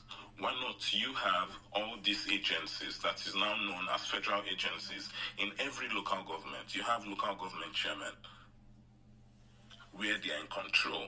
If the small businesses, which are the major crowns of the economy, if the small businesses are located in a particular place, they are under a particular local government. They are not under federal government. They are not located in Abuja or they are located in states, located under every local government. Why not local governments have all these federal agencies, you know, customized into state agencies located at the local government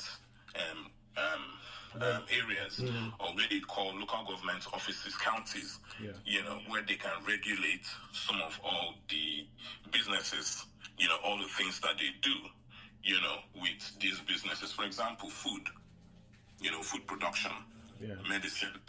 It should be regulated by NAFDAC. NAFDAC too should be sent back to the local government to be able to say, okay, in this local government, for every single food producer, you know, restaurant and all of that, you need to take license to be able to provide this amount of food quality, you know, or farmers to be able to provide this amount of food production. You know, we know where you are. Somebody talked about pseudo farmers. They say, oh, we're giving out $500 billion to farmers. You have lots of politicians, you know, sending their relatives and all to go and grab these monies. At the end of the day, we find out that there's no farmers anywhere. And that's where part of the things that have caused many of all this inflation. You have so many people saying that they are Burundi change, but they are politicians. My dad has a Burundi change license, you know. I remember back in the days when he would say, oh, they need to get this autonomy. You know, as an Igbo man, when he talks about this autonomy, you have to pay for this. And I'll be wondering, what's this man talking about? What is Hama. Yeah. I just I like the summary, and I think you made us so. I just wanted to if you can land the ship. I want to get some guys to speak. Right. Yes. Okay. Yeah. So basically, what I'm just saying is, there has to be a political will to solve this problem, and to solve this problem, it's not about grabbing it and running with it. It's also about bringing the right people to work. You talked about Aki Additional, what's his name, the guy with the African Development Bank. Those type of people will not come back to the current situation to come and salvage, our problems. Ngozi Okonjo-Iweala, somebody talked about her and the Aruma Ote, during the Obasanjo's time. Those people would not come in such an administration to salvage the problem, because the leader of the gang is the one that dictates, what happens. The fiscal policy side and the monetary policy side, there has to be coercion, because if at the federal government, they are making certain fiscal policy decisions, and the monetary policy that's supposed to be able to galvanize many of all this implementation in terms of ministers and all, they are not working together. It will absolutely rumble. It will make no sense. So it's a very difficult, it's a tall order. It's a very difficult thing to do. What needs to be done first and foremost is to be able to say, this country, this is what we need to do if we must move forward. State has to be able to arrange and manage a chunk of what is, known as the federal, what you call... exclusive list. Exactly, exclusive list, There are certain things that have to go off the federal government, for things to actually work. I don't want to start talking about, when it was regions and all of that. We saw the successes that regions made at the time, including farming and all of that. Those things can work, but it can only work in a situation where the country is structured in a manner and size that would encourage, the type of changes that we want to see in the economy. Gotcha. All right, Hama, thanks for that. That was a good summary. Lots of things you brought in there. Good summary. Guys, I want to see if we can round out by the top of the hour. I've got Akin, I've got Kingling, I've got Mobolaji. Let's just take it and see what we can go. Olinda also is going to come back in. Let's do Kingling, then Akin, then Olumide. Kingling, you've got the floor. And it's like Chinomso.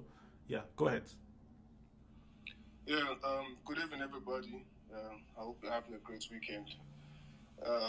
Well, my point is very small. It might not be about the interest rates, but I think, these things, basically, when I see a lot of economic, especially from Mr. Kalu, posting these advice and suggestions, I think one of the basic things we need in Nigeria is basically rule of law, because without these things, we really cannot control how things go. I've been hearing about things they could do, people they could hire and all that. But of course, nobody is held accountable. So anybody can choose anybody to be in sensitive positions, and then we can see that from every facet of Nigeria life. So basically, I think we should just try to help the small and medium-scale businesses in Nigeria, because what I see is that a lot of them are not educated enough in terms of finance and economic principles. And they really can't even demand the best things for themselves. We can also see that about the demand for subsidy and how a lot of Nigerians feel about that.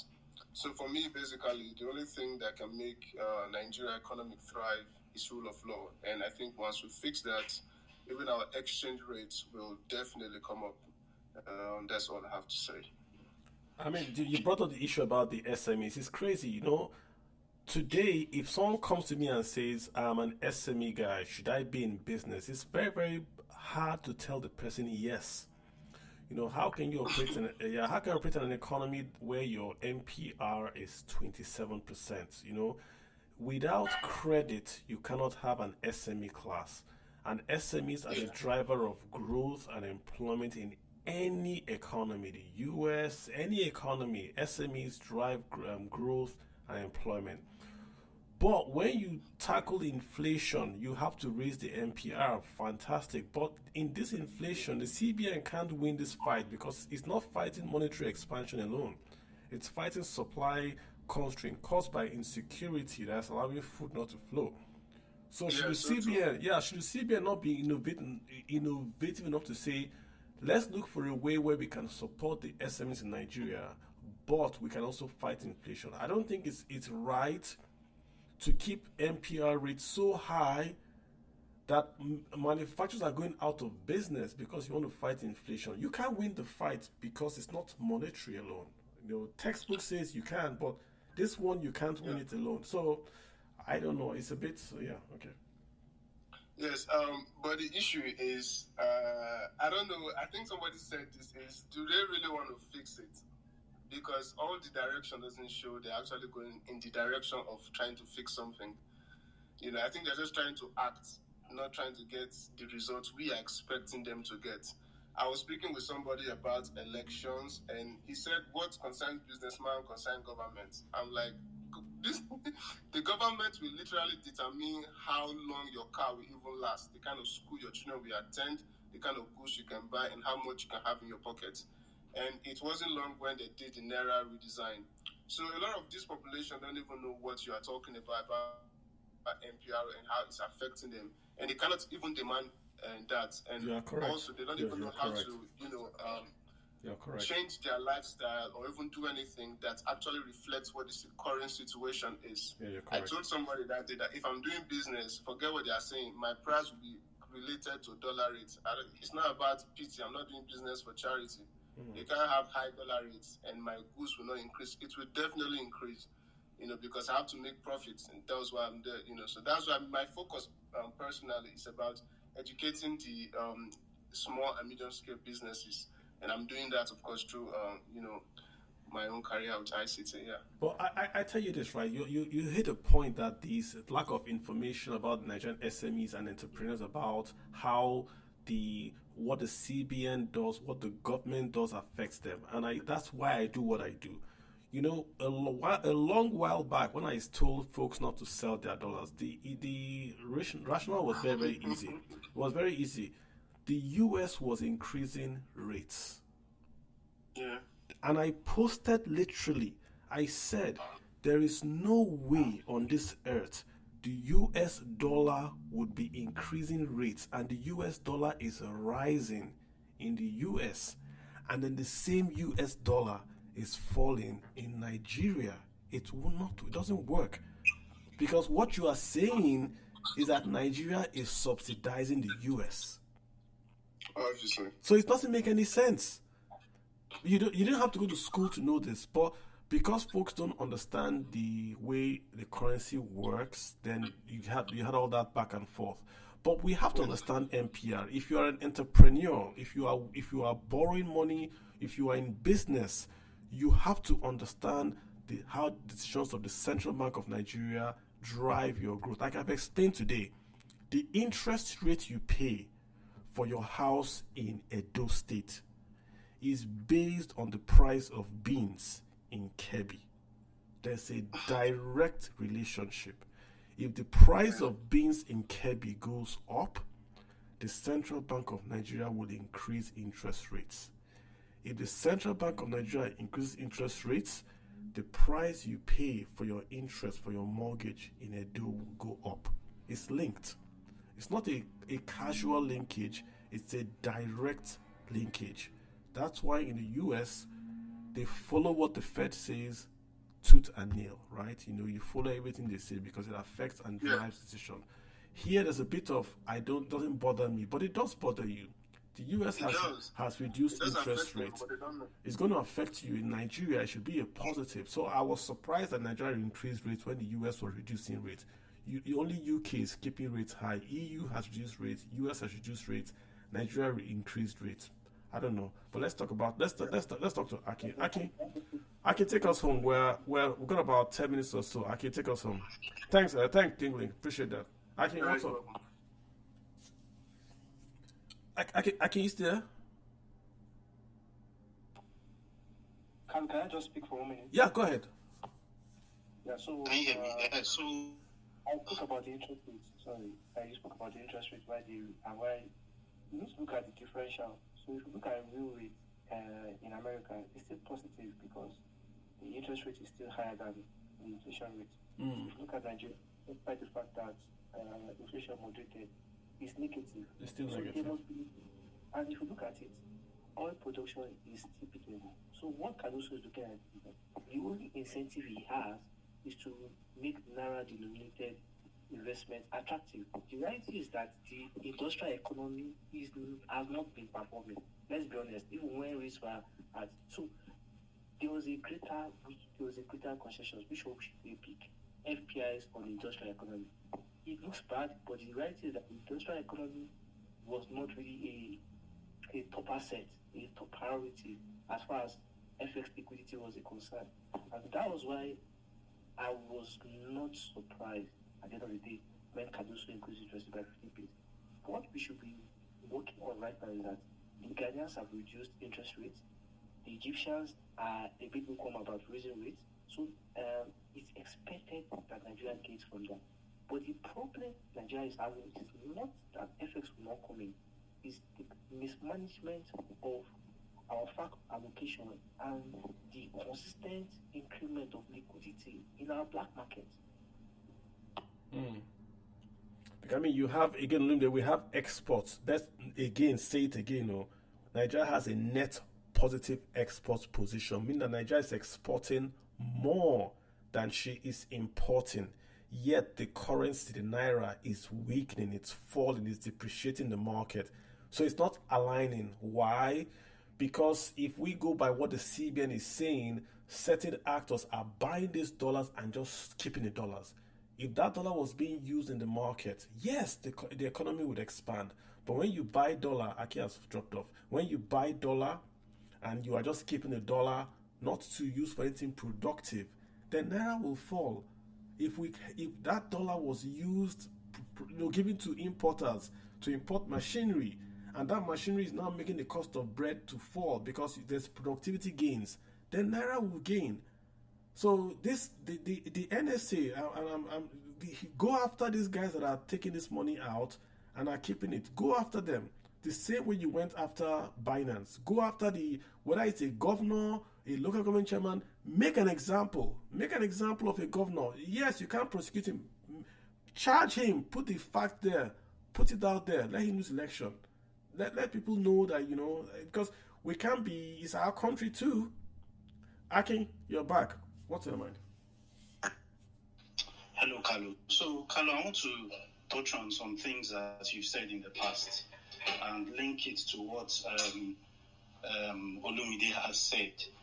So, actually, you're right. The point about money supply and inflation, they don't necessarily have to increase the money supply. Doesn't necessarily have to increase the inflation rate. Mm-hmm.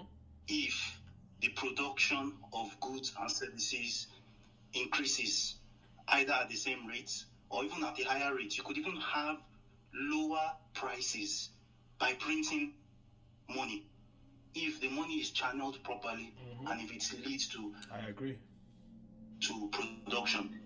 In China, in China, currently they have a problem of low inflation. Not because the People's Bank of China doesn't print money, but because China is a production machine.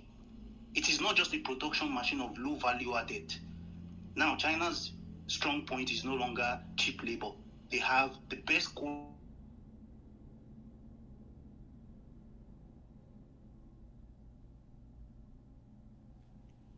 Did we lose Aki?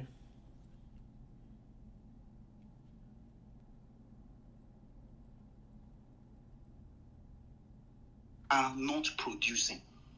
We are not producing as a society. So what tends to happen is you print a lot of money, give it to people, and people go out and buy things.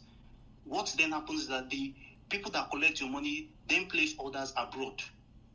And with an unstable exchange rate, you have a pass-through effect and imported inflation, which they then add their profit margins, add demurrage, add tariffs and everything, and then you have higher prices. In other economies, what you tend to have is when you print that kind of money, it then goes maybe into production of new services, production in the factories and all of that. But we have so hamstrung our industrial sector. Nigeria hasn't really had a policy to boost the industrial sector, the manufacturing economy of this country, probably in decades. Maybe since the Gowon era or something, we've not really had like a serious policy about that. Secondly, I want to add to the points about food production that you're talking about. If you look at the CPI basket, or if you look at the things Nigerians spend money on, is essentially food, transport, rent.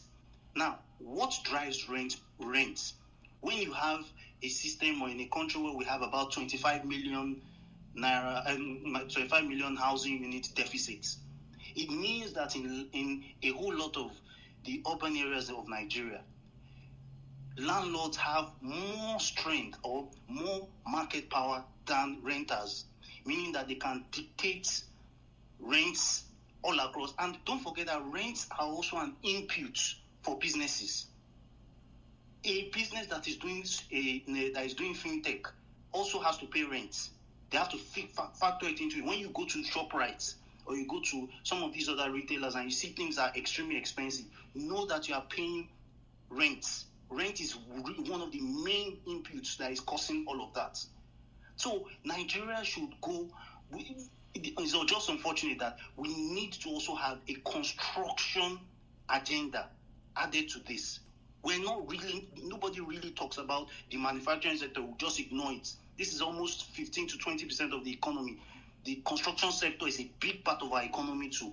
You have, of course, talked repeatedly about the agricultural sector, and you've made fantastic points. So I don't think I need to add more. Maybe except that we need to do more mechanization, and we should stop seeing agriculture as a quote-unquote job creation machine and more as a food security machine and cheap food security machine, not a situation where we just have lots of production and then we lose a lot of it, or we still are using hoes and cutlasses and the like. So basically, we've not had a proper economic strategy that incorporates the manufacturing sector and the construction sector into how we as a country are looking to improve our economy, develop, and also bring down inflation, long-term inflation in the country. That's really what I have to say. Well said, Akin. I completely agree. I mean, we got to, again, going back to the topic when we started very, very top, we've got to link this food, agriculture, employment to the economy. Food is already 20% of the economy. More Nigerians are employed as, should we say, in the agricultural sector. So once we can get that right, then we have a baseline. If we can then dovetail it into infrastructure, say, okay, let's then connect the food growing areas by food and rails to the export markets, to the cities. We've built out our infrastructure. Then we can then build a credit system around the earnings of the farmers, the processing of crops that is not tied into imports. So it's a local economy now that is sort of ring-fenced away from the movement of the dollar, of the yen, because we're growing cassava in Abia, we're refining it in Abia, we're eating it in all across Nigeria. So you have that, should we say, linkages across the board. It's employing people in Abia, it's employing people in Yobe, it's employing people in Lagos. With that base, you can then start to talk about your AI and you're going to space. But right now, we're talking AI when we can't even process raw cassava. We are still doing farming with rainfall in Nigeria. So that's the problem I think we're having in the country. We're a bit, like you said, Gowon, we had the National Development Plan 1, 2, and 3. The last time Nigeria had a plan was the Vision 2020 by 20, right? We've not had any economic plan since then. Today, Nigeria has no economic plan. The ASAP is an intervention plan. It's not an economic plan. Go back to the Gowon Industrial Development Plan 1, 2, and 3. You see where they were talking about building out factories in Lagos, steel plants. All these are all part of a policy. Before independence, the Northern Nigeria had the Northern Nigeria Development Plan, which was implemented. Same with the East, same with the West. Odua was in the Western Plan. You see the industrial areas, Transamadi, These were all industrial plans that have been actualized. Right now, we have no industrial plan. We have no economic plan. I challenge anyone on this space or anybody, Google it. Nigeria has no economic plan. What with the ASAP is an intervention plan to sort out the hunger issues. But what's the plan? We want to have a $1 trillion economy by 10 years from when the president took over. That was last year. How do we get there? What sectors are we going to focus on? What inputs do we need? What investment in work education? What education do we need? Do any of our schools teach Nollywood? Nollywood is a massive part of the economy. Is any school teaching film and studios that will tie in that economy to the education part of the economy? Is anyone doing that? So we have to be planned. If you're not planned, then you don't really achieve what you want to achieve. You know, if Israel can grow food in a desert, if Netherlands can grow food in a waterlogged lagoon, we can do the same. Niger State is trying, but we can do the same. You know, so I don't know. It's like every week we talk, but nothing really gets done. But sorry, Carlo, I also want to add something quick on the issue of the interest rate. Everyone wonders why Nigerian businesses don't plan for the future or don't plan long term. It is largely because we are a country where if you plan in the long term, one, there are the policy somersaults that happen here and there. Then you also have the issue of if you go to the banks to borrow, they basically charge you punitive interest rate and everything. So you can't, as a business person, generally want to go into long-term businesses, aka things like what Innoson is doing. Innoson is, I think, a national hero, but work that he's doing. So things that have to do with manufacturing, things that have to do with construction, because it's extremely risky if you are getting your money from the banks and you're not sourcing it at 0% from some God knows who. Yeah, you can't. You're right. You just can't. Yeah, exactly. I mean, the Nord guy was here as well. And I remember him saying this. He needs how much $1,000 to buy a press. If he gets that press, his cost of his cars fall. Why can't the government give him money to buy that press? Why? But we can buy decorations for the first lady.